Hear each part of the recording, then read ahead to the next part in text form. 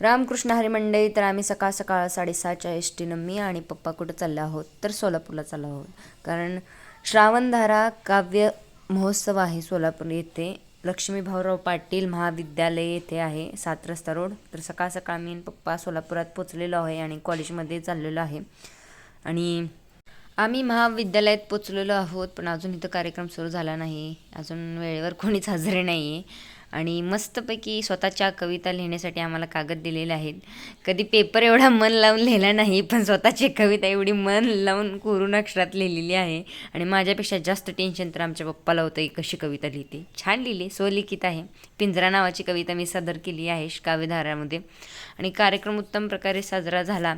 आणि मग आता चला माझी स्वलिखित कविता पिंजरा ही सादर करते. माझ्या लेखणीच्या तलवारीच्या धरणी नमस्कार विवशनामध्ये दिसले आजपासून कवितेचा इतिहास लिहिते आहे. आणि कवितेचं नाव आहे पिंजरा.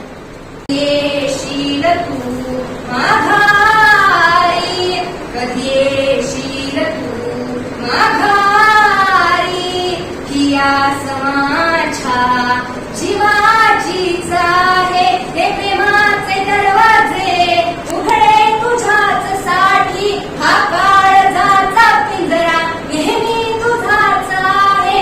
हा काळजाचा पिंजरा नेहमी तुझाच आहे.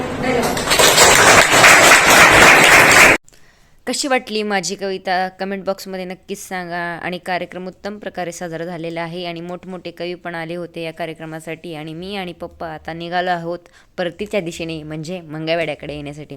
जर चॅनलवर जर नवीन असाल तर चॅनलला लाईक, शेअर आणि सबस्क्राईब करा. जर तुम्हाला माझी कविता आवडली असेल तर नक्की कमेंट बॉक्समध्ये नक्कीच सांगा. तोपर्यंत रामकृष्ण हरी.